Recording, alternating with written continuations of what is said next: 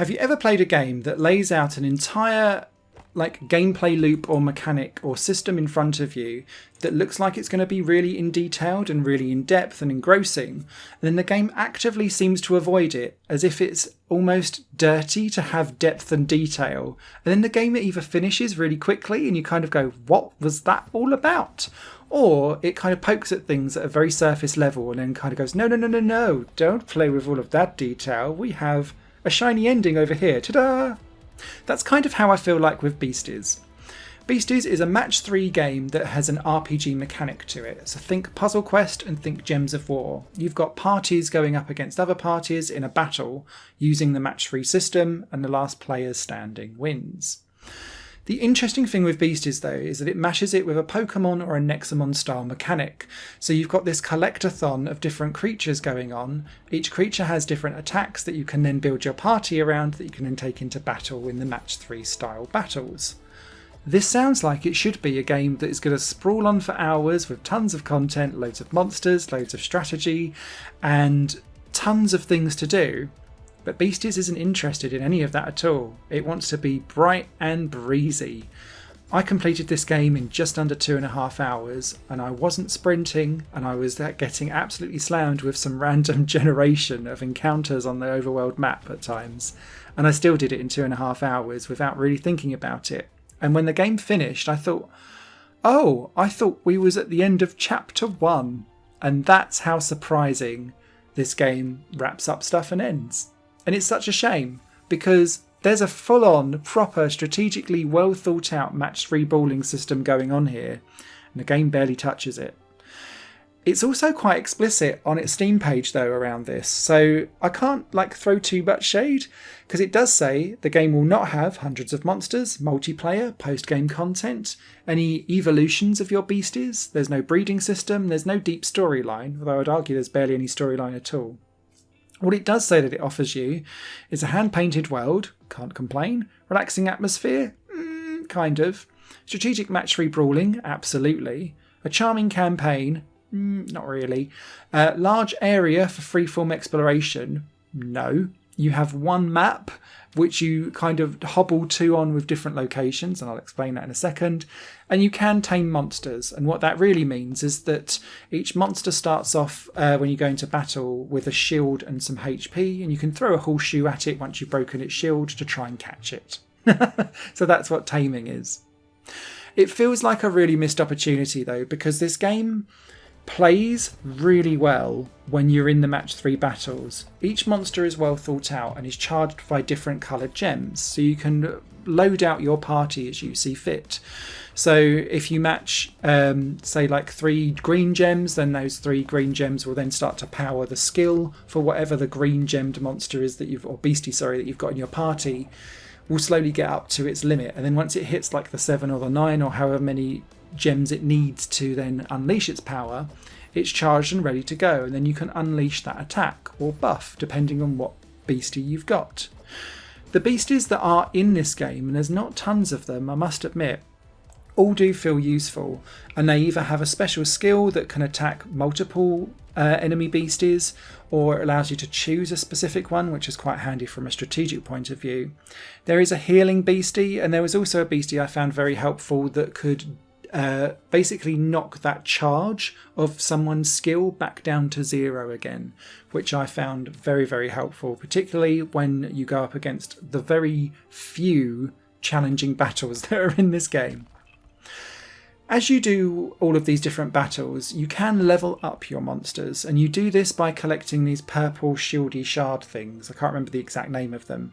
But you then take them to a shop in your village.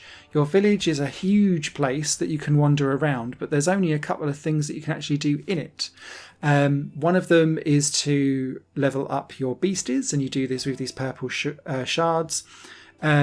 But you also collect dust, that every 10 dust you collect can be formed into a shard, which I found actually the quickest way to level up things, because this game deals out dust very, very quickly and easily with battles. And so, yeah, you could then choose to upgrade your beastie's HP, attack, defense, or skill. You can also swap out beasties for your party so that you can kind of put some into storage or take the 4 that you want out onto your quest. And you can also, in another shop, repair your tools. Tools, I hear you say? Ah, yes. The vast majority of progression on this game is through mining rocks and chopping wood. And so as you mine these resources to go and like open up bridges or get into new areas, sadly your tool breaks very, very quickly, and so you have to trot all the way back again to the shop to get your tools repaired.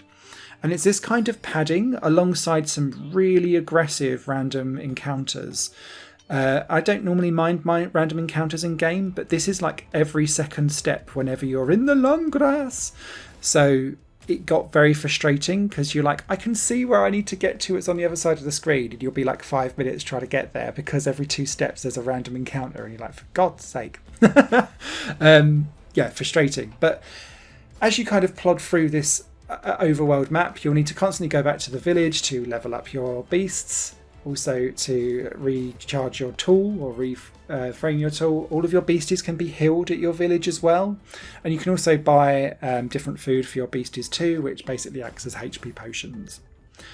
This is all fine, but I thought this entire game was chapter 1. And so once it ended after 2 and a bit hours, I kind of thought, oh no, that's a shame. I feel like Beasties has done 75 to 80% of the foundational work for a fantastic, bigger, better game.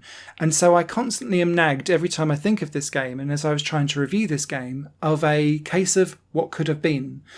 The game is actually very nice to play when you're playing it, but it feels like a total missed opportunity of something that could have been bigger and better. And I don't think this style of game with these mechanics suit something that is trying to be just so quick and easy and breezy, because the fun and engagement that you get with these games comes from growing up with these monsters and building them up and having them become behemoths over time. This game doesn't do any of that. You can like pick up a couple of monsters and you'll be done with those, and they're still at like level 17 at the end of the game. You don't have to push for anything, so it kind of makes you go, why bother with such a strategic match-free element to the game? Why bother with a huge village that you can wander around but do very little in? Why bother with a currency system that you barely touch? Why bother with a levelling up system that is very, very detailed in the skills that you can level up and how that affects your beastie, but you don't really need to invest in levelling up to really get through this game? Why bother with a tool system to enable you to mine and chop when it's does very little with anything that goes on around it? And why bother with a whole death system when you can actually just revive everything and there's no consequence for you failing? Which leads me to the general question of Beasties: why? A written review will be over on higherplayinggames.com. I hope that was informative, and I appreciate that this was quite a moany review, but it just felt like such a missed opportunity, even though what's here is still enjoyable for what it is. Take care.